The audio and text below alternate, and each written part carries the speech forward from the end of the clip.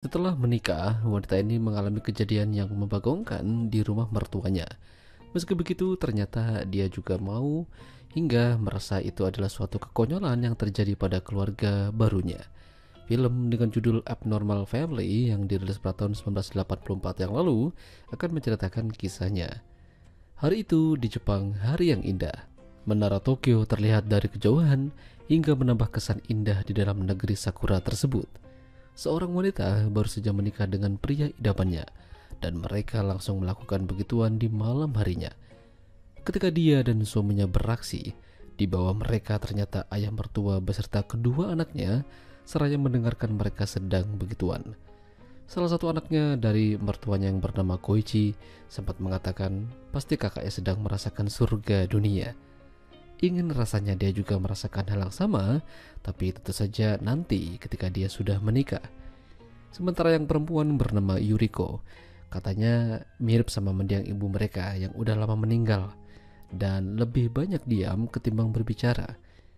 Ayah mereka lalu pergi keluar nongkrong di sebuah warung kecil sambil minum kopi.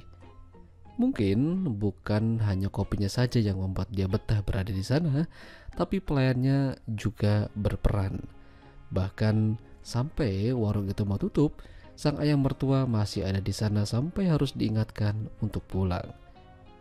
Sejak meninggalnya ibu mereka, sang ayah berubah menjadi seperti kehilangan arah, lebih banyak menghabiskan waktu di luar daripada bersama dengan anak-anaknya. Apalagi dia udah gak kerja dan hanya mengandalkan tabungan saja. Terkadang dia juga diminta jalan-jalan keluar oleh menantunya yang bernama Akiko tersebut.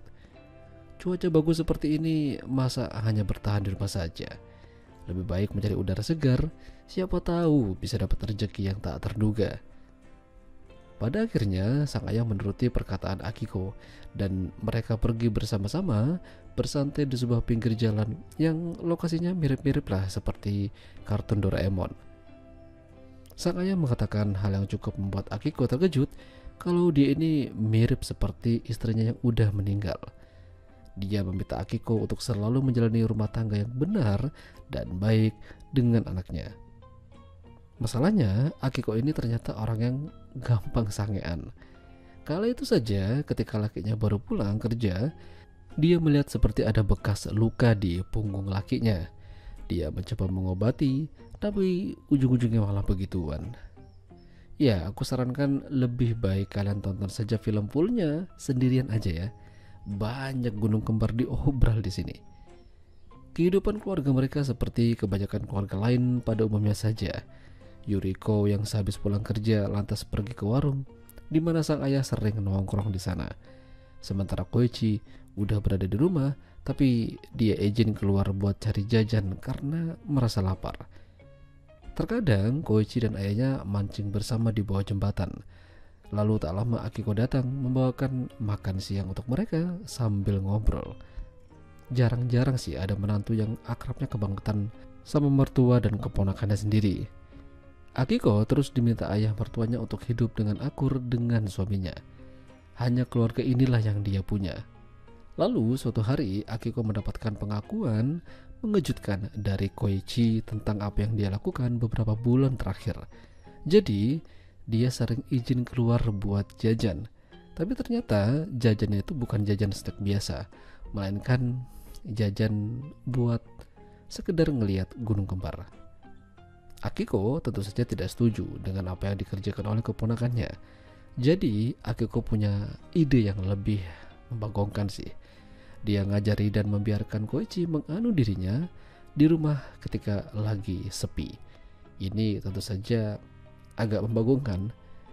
Semua kejadian ini harus mereka rahasiakan dari siapapun. Akiko berharap Koichi bisa berhenti jajan. Tapi apakah itu bisa menjamin? Pada akhirnya, Koichi bersekolah di luar kota untuk mendapatkan ilmu yang lebih tinggi. Rumah jadi lebih sepi.